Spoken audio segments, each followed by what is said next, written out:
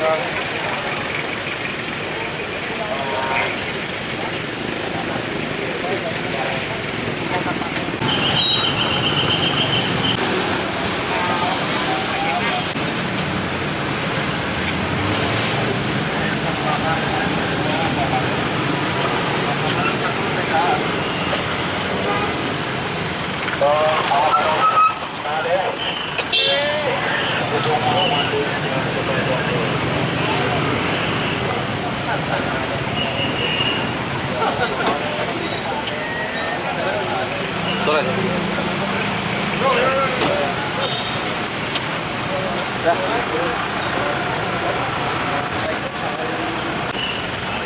Pak, aman Pak.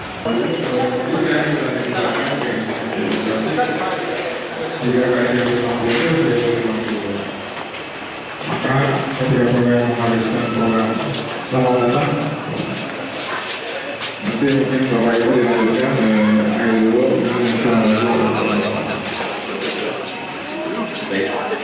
Alhamdulillah, terima kasih Pak Dr. Zulkarnain saudara. Selamat datang kepada Bapak Wali Kota Bandung, Pak Ridwan Kamil.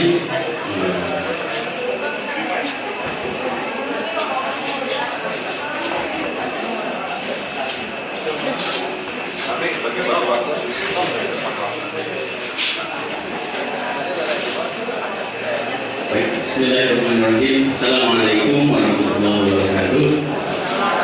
Alhamdulillahirabbil alamin. Wassalatu wassalamu ala asyrofil anbiya'i wal mursalin wa ala alihi wa sahbihi ajmain. Amin. Hadirin sekalian, terima kasih atas kehadirannya dan kesediaannya mengikuti acara pengajian Ramadan dengan tema menata dan mengembangkan model dakwah menuju Muhammadiyah mencerahkan Bandung Berkemajuan yang digagas oleh PDM Kota Bandung kerjasama dengan PDM Sutajadi. Pada sesi berikut ini kita mendapat kehormatan dihadiri oleh Bapak Wali Kota dan sekaligus mungkin kami minta kesediaannya untuk melakukan kembali beberapa mata acara pada hari ini. Sebelumnya dengan segala kerendahan hati Pak Wali mohon ke depan, didampingi juga oleh Bapak Ahmad Imam Mujadid Rais dari Ma'arif Institute, kemudian juga didampingi oleh Pak Arfi Tarnialdi dari tim pertimbangan kebijakan publik Kota Bandung. Jadi kita akan mengikuti sesi simultan, sesi yang berserial. Yang pertama adalah pidato sambutan atau keynote speech yang akan disampaikan oleh Bapak Wali Kota Bandung, Pak Ridwan Kamil. Yang kemudian setelah itu dilanjutkan dengan materi berikutnya dari Pak Ahmad Imam Mujadid Rais dari Ma'arif Institute dengan tema membangun kota Islami yang mencerahkan dan berkemajuan. Kemudian nanti ada sesi tanya jawab yang kemungkinan nanti Pak Wali apakah masih di sini ataupun kalau ada kegiatan nanti disambung tema-tema Bandung Berkemajuan ataupun Bandung juaranya oleh Pak Arfi dari stafnya Pak Wali. Mungkin itu yang ingin sementara kami sampaikan. Untuk memanfaatkan waktu, kami persilakan dengan segala hormat Pak Wali untuk memberikan pidato pengarahannya. Mohon Pak Ridwan Fatul.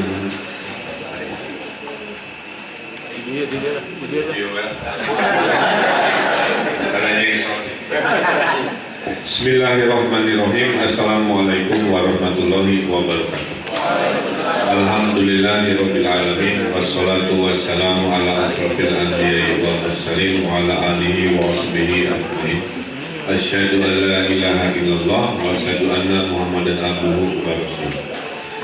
Yang saya hormati, yang saya banggakan, yang saya cintai keluarga besar Muhammadiyah di lingkungan Kota Bandung.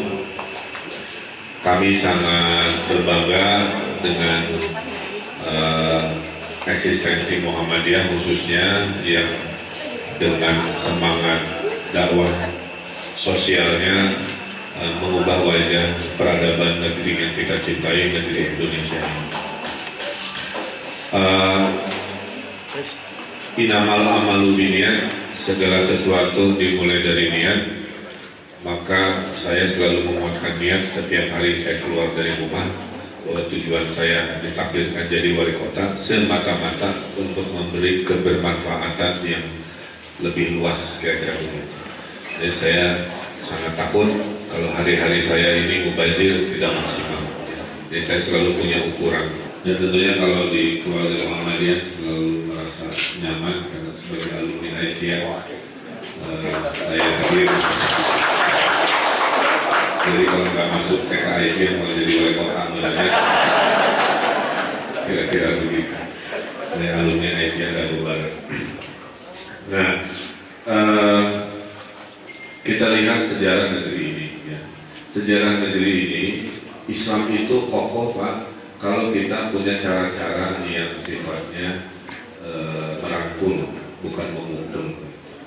Islam itu di sini berkembang pesat karena dakwahnya itu ramah, bukan marah. 500 tahun Islam tidak berhasil tembus oleh pedagang-pedagang Gujarat dan lain-lain secukupnya saja. Hanya butuh 50 tahun mengalahkan 500 tahun oleh wali-wali ya, yang menggunakan dakwah dengan ramah, dakwah yang adaptif, dakwah yang bisa diterima oleh unsur Nusantara. Dulu sebelum wali-wali itu hadir dalam sejarahnya, Islam itu susah untuk masuk mempenetrasi suku bangsa di Indonesia yang kurang lebih tidak bisa dengan cara-cara dakwah yang langsung hitam putih. Nah, makanya Muhammadiyah dengan pendidikan, dengan lembaga sosial, itu yang saya maksud dengan dakwah yang sifatnya adaptif, kira-kira begitu. Ini yang saya lakukan juga di Kota Bandung. Jadi wali kota dikasihnya di Bandung pada raga ya. Makanya buat setengah tahun saya jadi wali kota, tiba-tiba Allah ini sayang sekali dengan Kota Bandung. Kita diberi kenikmatan, saya hitung ya, ada 6 yang saya banggakan. 1, rapor Pemkot Bandung sekarang dari ranking 200 dulu, sekarang ranking 1 ya. Jadi Pak Adi bisa cerita bagaimana saya menggunakan transformasi teknologi mengunci perilaku-perilaku negatif yang selama ini terjadi. Yang dulunya masuk sekolah gimana kepala sekolah, jadi itu korupsinya 20 miliar per tahun. Saya online kan PPDB, sekarang sudah ada izin saya online kan untuk puluhan miliar calon-calon yang biasa uang haram. Pelan-pelan untuk peradaban ini. Berita baik kedua dari survei Ma'arif Institute, terus kebetulan nanti ternyata alhamdulillah nilainya tertinggi bersama Jogja sebagai kota paling Islam. Ketiga, saya survei yang namanya indeks kebahagiaan. Bagi saya, kemajuan sebuah bangsa ukurannya tidak hanya fisik, tapi batin. Nah, kebahagiaan itu batin. Singapura kota juara dari fisik, ekonomi, tapi kebahagiaannya ranking 140 dari 150 negara. Nah, Bandung ini masuk kategori bahagia tahun ini, skornya 70,6. 025 tidak bahagia, 2550 kurang bahagia, 5075 bahagia. Kira-kira begitu skornya. Jadi kita di 70. Itu berita baik ketiga. Berita baik keempat, saya percaya nasib sebuah bangsa tidak akan berubah kecuali bangsa itu berubah diri sendiri. Maka 2 tahun apa yang lakukan, saya melakukan gerakan pungut sampah. Senin, Rabu, Jumat, baru sekolah. Mudah-mudahan yang sekolah Muhammadiyah juga berjalan. Saya siapkan 6.000 tukang sapu-sapu jalan, tukang bebersih, tukang gorong-gorong, tukang jaga ketertiban, tukang cebor tanah. Saya kasih setiap RW motor sampah sekarang 1.500 juga. Alhamdulillah dengan pola begini 17 tahun kita menunggu, tahun lalu dapat piala Adipura. Ini bisa. Dan saya adalah wajah masyarakat saya. Masyarakat Bandung Mas Santun yang wali kota. Disantun-santun. Bagus. Tegas itu tegas tidak identik dengan marah. Tegas itu sikap. Kalau marah kalau bersuara. Saya sudah memberhentikan 4 lurah tahun ini di Pecah. 2 camat saya pecat. 1 kepala dinas saya berhentikan. 1 direktur saya berhentikan. Kalau boleh nggak usah dengan cara-cara marah-marah. Berita baik berikutnya, Persib juara 2 kali di zaman. Kemudian 9 tahun zaman Pak Ateng tahun 85, Karek tahun 14 juara dia. Bukan karena saya cuma bilang kalau sedang saya ke kota Bandung hari ini gitu. Jadi Fabi Raya dari Robi dan Pengaji Bandung mendapatkan relevansinya. Ekonomi terbaik di Indonesia, kecepatannya 8%, mobil mas 120 km per jam. Makanya di Bandung kalau ingin bermartabat dagang, banyak bisnisnya. Turis 6 juta setahun. Berita baiknya lagi tadi, kita di kota wisata nomor 1 se-Indonesia. Turisnya 6 juta, si turis itu Pak belanjanya 1 juta seorang. Jadi setahun ada 6 triliun uang wisatawan untuk beli barang, tadi belanja, untuk menginap, untuk transportasi, untuk beli makanan.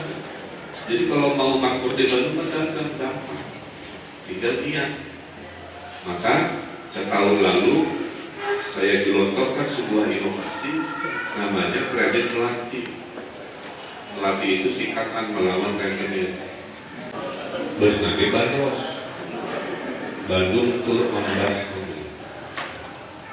klub sepeda nanti mantap loh, nanti tanjakan didorong. Tahun lalu karena saya tahu etos kerja ini harus bekerja, peradaban kota ini harus lahir dari orang-orang yang berupaya. Saya berpikir ya, sebagai manusia makhluk berpikir. Saya dicurhatin orang yang terkenal Wali, rentenir kayak Wali, dia itu memudahkan dari sisi ngasih pinjaman. Yang penting kami punya lapak, dikasih pinjaman. Kami nggak perlu ke kantor, dikasih pinjaman. Tidak perlu pakai kartunya. Tapi bunganya itu Pak, 15% sebulan. Kali 12 bulan sudah bunga berbunga. Jadi ada yang cerai dicadang, ada yang rumahnya dijual. Jumlahnya ribu-ribu kawan. Pikir negara rumah jalan. Kalau masih jalan prank, Bandung punya BPR. Pas saya cek BPR saya, yang pemkot rugi Pak. Kenapa rugi? Minjeminnya itu pejabat. 101 juta dari tadi balik ke dari. Asal hilang itu. Saya bilang saat itu Pak tahun lalu saya masih. BPR Bandung mulai hari ini kamu nggak boleh memindahkan pada individu seperti itu. Mulai hari ini kamu adalah Gramin Bank Bandung fokus pada mikrokredit. Jadi dari 9.000, 2.500 adalah bekas yang terjerat rentenir yang hari ini bebas merdeka dari rentenir. 2.500. Ya. Dan yang paling membahagiakan Bapak Rinci, NPL-nya 0.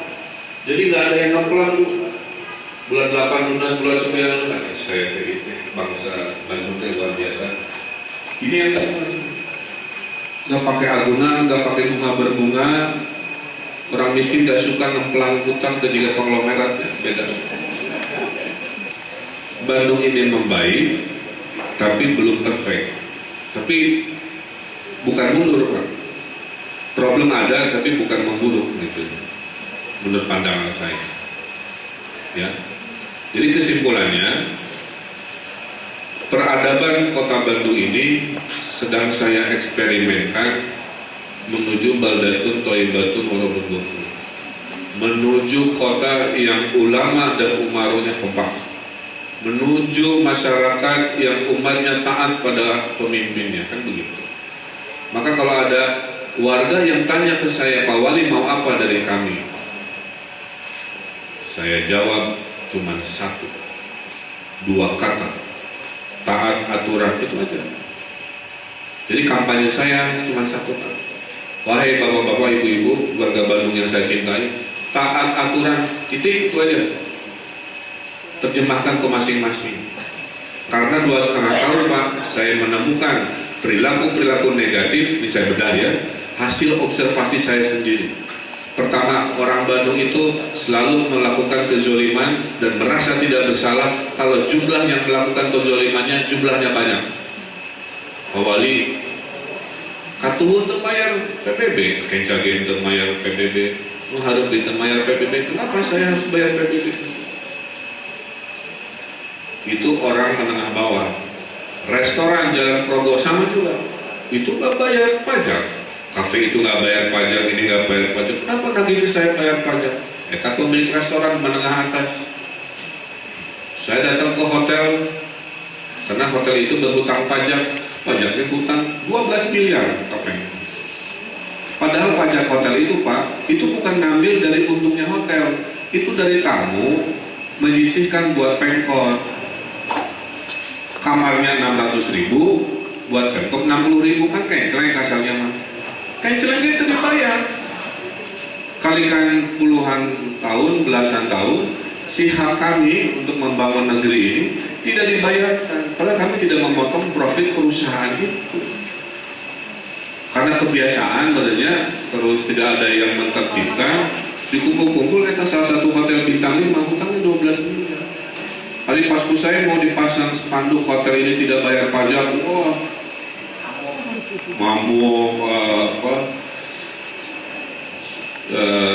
yang berbacking taruh dan sebagainya. Saya ke negeri ini mau gimana? Saya dilawan ke pengadilan, hanya ke pengadilan.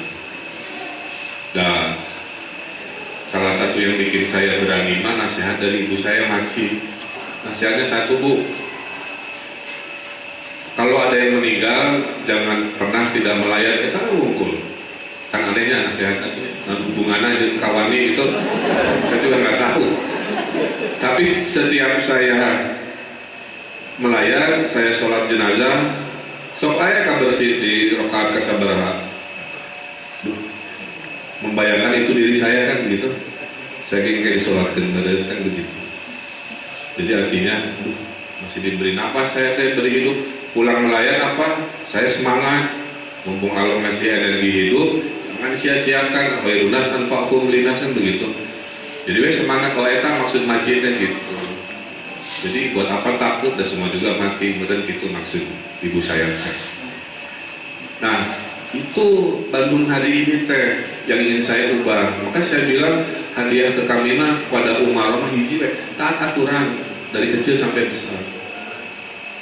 Jadi orang Bandung itu hari ini suka melakukan hal negatif karena ada temennya yang jumlahnya banyak, jadi merasa tidak bersalah. Itu Pak, kalau boleh itu diseramain di masjid-masjid Muhammadiyah ya, bahwa kalau batinnya mengatakan salah ya salah, tidak ada kurang salah atau sedikit salah, salah masalah.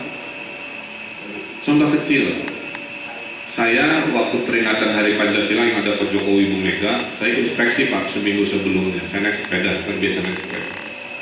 Pas lagi macet di Banjir, naik trotoar Pak motor kan. Saya yakin itu akal sehatnya mengatakan trotoar itu buat manusia, aspal buat segini. Saya ditahan tuh ini, saya gitu. Pas ditahan deh ibu-ibu kan beneran kata-katanya ya.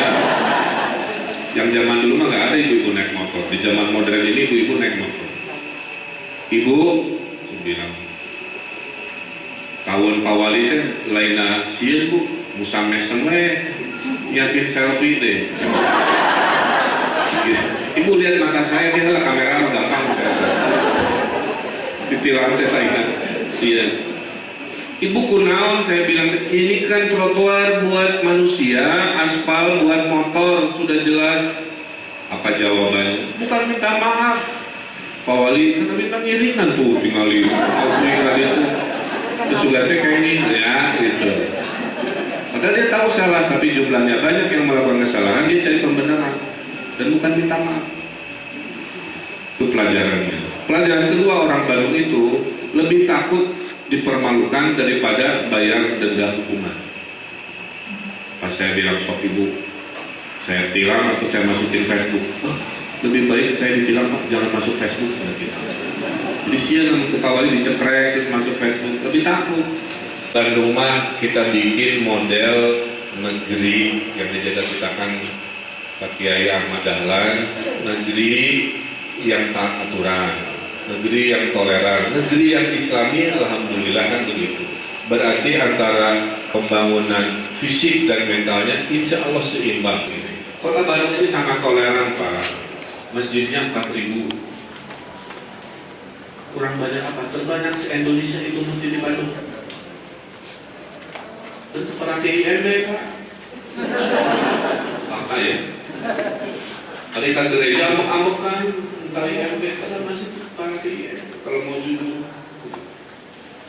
Jadi yang selalu merepotkan urusan toleransi beragama itu bukan umat, Pak. Betul ya? Tapi kelompok yang mengaku ormas, mengaku kelompok anu. Saya bilang gereja itu kalau sesuai aturan saya pasti izinkan. Ada 2 kasus, Pak. Satu gereja ditolak, memang mencurigakan datanya. Saya sebagai orang ini mengatakan ini mencurigakan. Saya kirim ulang pakai tim independen. Bener dia memanipulasi proses izin. Saya tolak, Pak. Itu satu. Yang kedua, ini mah benar. Saya kasih DP. Walaupun saya di demo-demo oleh organisasi ini, saya bilang benar. Oh, kamu demo atas nama ayat-ayat apapun, saya mah wali kota 7 tahun. Selama dia KTP-nya baru, prosedur hukumnya jelas, benar harus saya. Saya datang ke gereja bukan sebagai Ridwan Kamil, sebagai wali kota yang kewajiban mengamankan warga saya yang KTP-nya kebetulan. Untuk buka buku Ridwan Kamil datang ke gereja di malam Natal kan begitu ya, itu mungkin bisa. Ini mas saya sebagai wali mengecek keamanan masing-masing. Nah, jadi saya akhiri tantangan kita hari ini itu lebih pada pola pikir, kira-kira kesimpulan kita. Karena pola pikir, maka solusinya adalah Muhammadiyah, pendidikan. Terus di kawanan sosial, toleransi, ini paling mudah organisasi teh. Kalau itu bisa diselesaikan, PR pola pikir ini selesai. Orang Bandung, orang Indonesia itu pintar-pintar membangun peradaban negeri ini di urusan sosial dan pendidikan. Disitulah letak bangsa ini akan bermanfaat, akan menjadi balas Saya bulan depan akan ceramah tentang Islam dan demokrasi. Saya kira Ustaz, Pak, justru saya pengen tahu karena selama ini peradaban Barat kalau diskusi selalu dengan Timur Tengah, bukan dengan Indonesia. Mulai tahun depan, Bapak siap-siap biasanya diundang ke Filipina, ke Belgia, dan ceramah tentang Islam, bukan dibekali oleh para kiainya. Karena apa?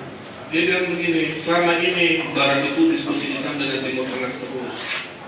Ya, Timur Tengah yang marah, Islam yang marah di Timur Tengah. Kalau Indonesia kan Islam yang ramah. Kelemahan orang Indonesia, orang luar ya, kalau introspeksi kita teh pemalu, itu aja. Tidak mau bicara karena bahasa Inggrisnya pas-pasan. Mendingan cicing daripada ngomong bahasa Inggris. Nah, kalau kita mau dakwah menjadikan Islam rahmatan lil alamin, sekarang minimal ke Muhammadiyah perlu jalan bahasa Inggris supaya nanti berdebat dengan peradaban Barat yang seuzon terus dengan Islam. Itu kita seorang Indonesia penyelamatnya. Karena semua jumlah umat Islam di Timur Tengah masih kalah dengan jumlah umat Islam di Indonesia. Cuman kita ini dia bilang too humble. The humble majority, mayoritas kurangnya, tapi cara ngomong karena cara bisnis. Jadi kalau mau Indonesia hadir di dunia, Islam hadir di dunia, menurut saya cuma lewat Muhammadiyah. Jarak luasan alumni bahasa Inggris, sehingga nanti dakwahnya nggak hanya bahasa Indonesia, bahasa Arab, bahasa Inggris. Itu dalam 10, 20, 30 tahun kalau berhasil, Kita ini penyelamat Islam di dunia. Saya kira itu saja. Terima kasih. Assalamualaikum warahmatullahi wabarakatuh.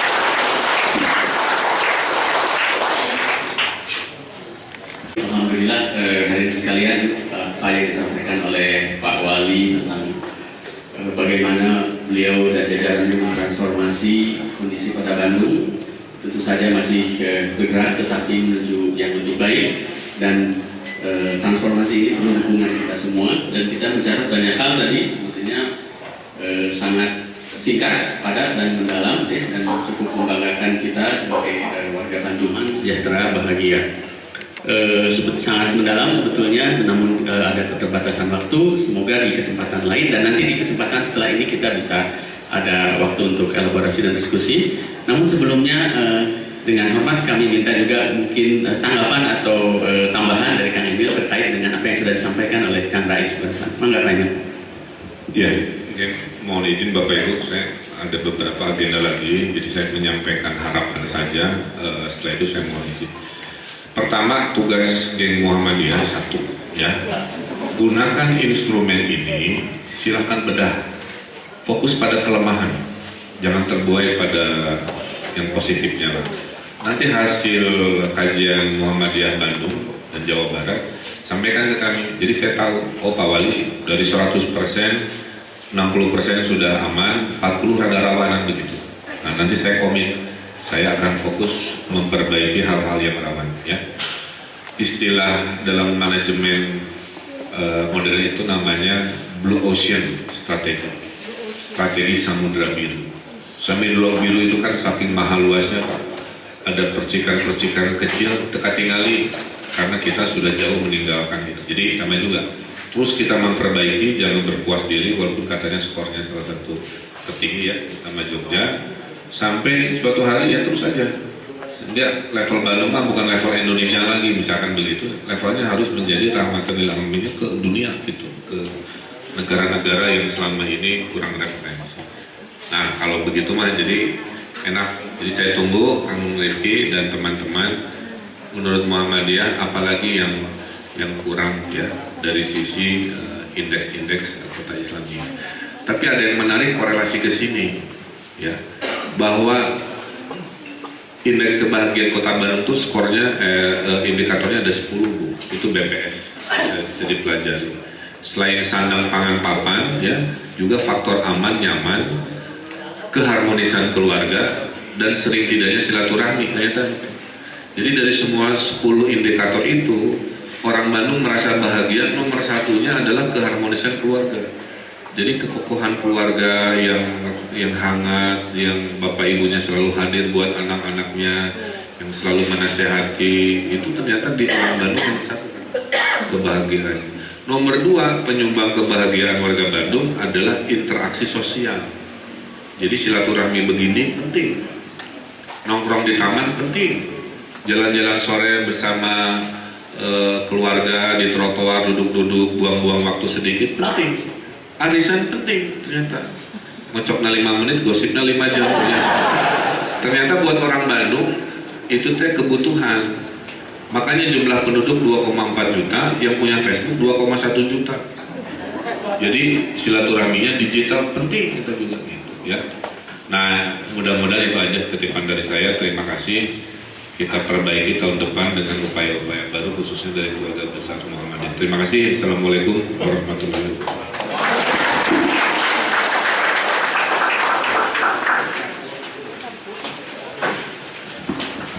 Terima kasih pada Kang Emil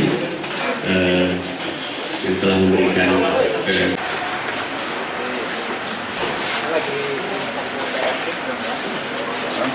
Sami-sami, Pak Haji.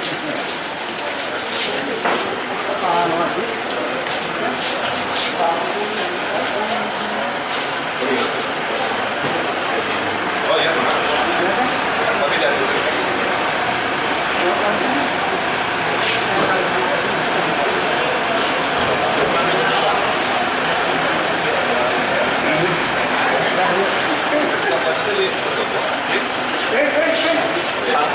Kota